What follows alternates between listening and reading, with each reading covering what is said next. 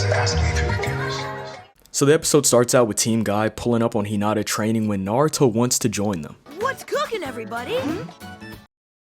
Who the fuck is this nigga? Yeah, that's just not Naruto. So, elephant in the room, Naruto's VA did not reprise her role for this show. I wonder why. So now we have to deal with not Naruto, who I will call Naruto for the rest of the video. And Neji denies Naruto from joining them during training because Hinata can't think straight when he's around. And I mean, is it my boy's fault that he has an effect on the ladies? He can't control that undeniable riz. Rock Lee then looks at Neji's family and says how freakish it is how they look alike, as if he isn't twinning with the random man he met when he was 13. The glaze has no end. This is like Mia Khalifa calling Bella Danger a thought. But anyways, Lee and Guy get to harassing Hinata as she hits them niggas with the Stranger Danger maneuver, 64 palms on the bean top. She runs away and Neji has the audacity to say, if you guys do that again, I'm gonna get mad. Maybe y'all shut your lame ass. Naruto already took your G card. Lee and Guy could fold you with no hands right now. I'm sick of these bench players talking like starters. Let me take a moment to point out that these two are on the same team as Hinata. And, well, now that I think about it, they're not that important. They're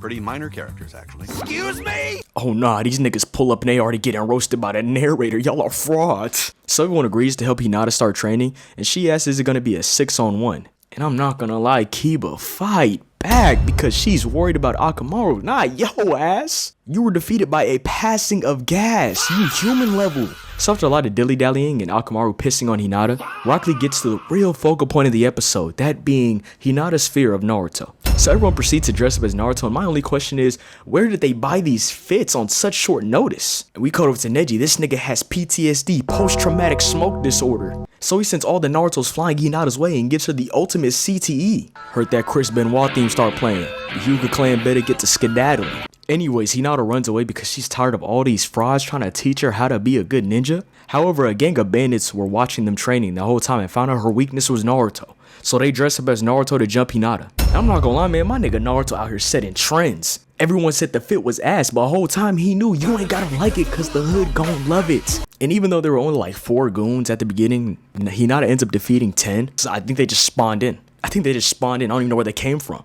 Then our crew of Narutos launch in to start the Great Naruto War. But Neji and Hinata work together to launch all the Narutos away. And it finally seems like Hinata has gotten over her fear of Naruto. Until the real one shows up and she launches herself into a building. And with that, this episode is over.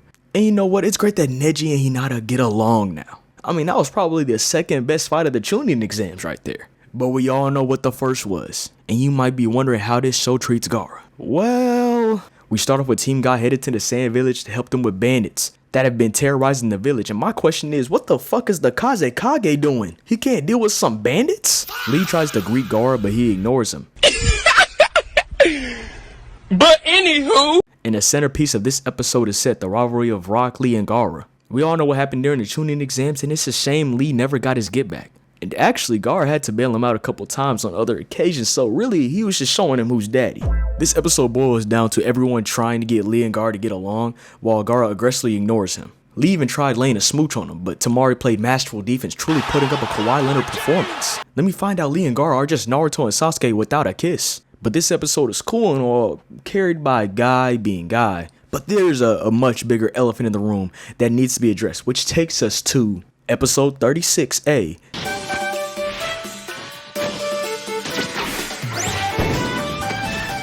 Tenten versus Tamari.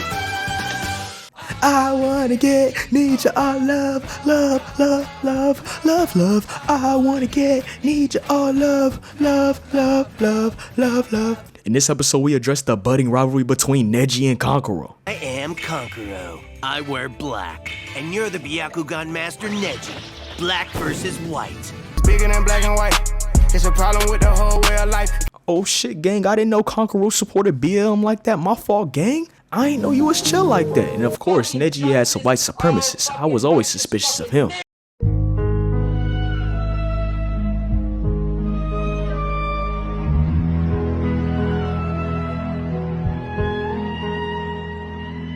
But for real, this episode is about the rivalry between Tenten and Tamari, which to be honest, I'm being real generous calling this a rivalry. All Tamari did was whoop your ass and then snatch your screen time. That's crazy. And to the people that feel bad for Tenten not getting enough screen time, y'all must have forgot the glaze machine she was during the Chunin exams. Lee helps her devise a plan to get back on Tamari. However, he lets her know immediately that she's chopped, like any good homeboy would. But he gets back for her on his own, immediately challenging Gaara to a boob-off. And Gaara admits defeat. A real man knows when he's beat. But let's stop dilly-dabbling. Tenten and Tamari get to squabbling. They start pressing Tamari about her relationship with Shikamaru, as if it isn't obvious Shikamaru had her hooked since the Chunin exams. But Tamari summons Blade Dance and Tenten summons a Megaton Mace. But that shit did 0 damage. Only to end up with her, Guy, and Lee getting their backs blown out, giving Tenten some more massive PTSD, some post-traumatic smoke disorder. But Tenten had an ace up her sleeve, the ultimate move. She removes her shirt to reveal the undershirt, unleashing the boob hammer. Did he say boob hammer? The boob hammer. The boob hammer? Oh no, not the boob hammer. Yes, the boob hammer! The boob hammer. Oh my god, stop saying it! A move so devastating that it helped Tamari gain some form of respect for Tenten and her craftiness. And to be honest, I didn't write a good segue to the next episode, so let's just move on.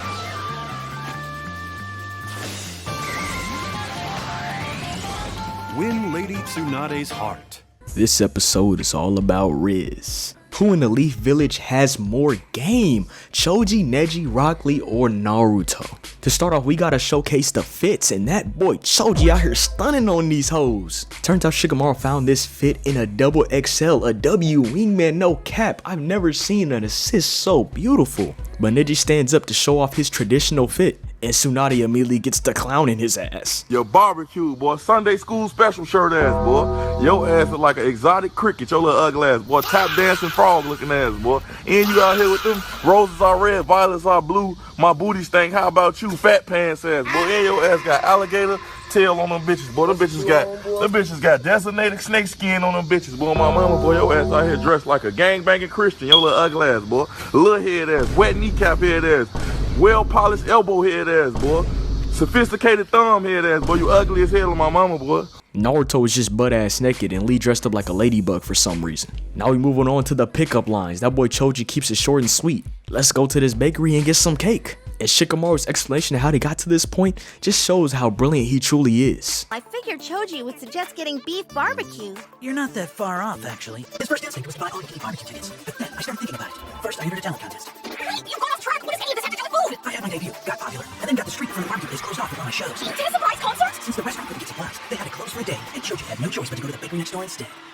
I guess this is how you win when you have an IQ of 200. I've never seen a passer with such finesse, with such elegance. But now it's Neji's turn and he gets his get back on Tsunade, starts frying her ass up so bad, she starts taking physical damage. Your barbecue, boy, unpaid Tommy Davidson looking ass, boy. Sammy Davis Jr. looking ass, boy. Your ass is like a petty Ricky Smiley, your little ugly ass, boy. And your head little as hell, spitball head ass, hot sauce bottle top head ass, boy. I can squish your head like this, boy. Common denominator head ass, and that hat little as hell, boy. Your ass is like an intelligent firefly, your little ugly ass. Fat feet ass, Salisbury steak dinner feet ass, boy. Your ass got on some squash. But now it's halftime and Rock Lee is down 28-3, hitting the Tom Brady pose. Tenten comes in to give him a pep talk for the final round, the confession. And this is my confession, and I don't know what to do. I think I gotta think, this is my confession. My fault.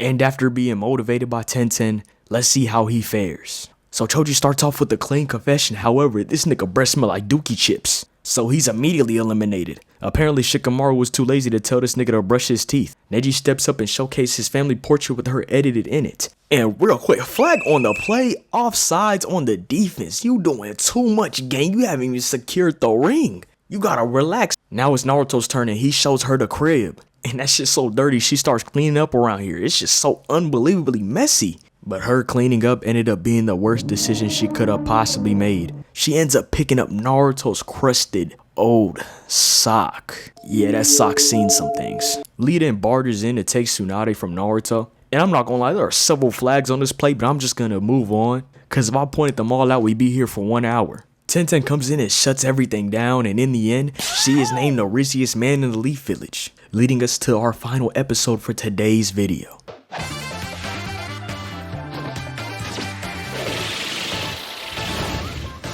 Dogs need dog friends. Akamaru has been feeling down lately, and I get it, but if my glorified Pokemon trainer was Kiba, I'd cry too. He's probably sick of carrying his sorry ass. But Team Ape come up with the idea that Akamaru may need some fellow dog friends. Now, if you remember Naruto well, and you know, you're a Naruto historian like I am, you know that Kakashi has a group of ninja hounds, but also that, you know, Kiba's whole clan is, you know, about dogs. So maybe you could find somewhere in the clan, you know, maybe you could call Kashi up, say, hey, can you slide one of those ninja hounds our way? I'm sure they wouldn't mind hanging out with my boy Akamaru. But nah, instead they come up with the idea of taking Akamaru to a dog cafe. And all the girls want to go just so they can all go to the guys working there. But there's one issue, only one dog, and what would be 5 owners. That's weird, I'm not gonna lie, it would be obvious that what they were there for. So they asked the boys if they want to dress up as dogs so they can go stare at other men. And there's just no way the guys would ever agree to this. Everyone's on board. Who knew? Took the words right out of my mouth, Tenten. There's no way. There's just no, I can't. I'm done. I'm on the show. I can't watch it anymore. I just put this episode in here so I can use it as an excuse for the thumbnail because we don't clickbait around here, but I can't do it. I can't do it. See y'all next week.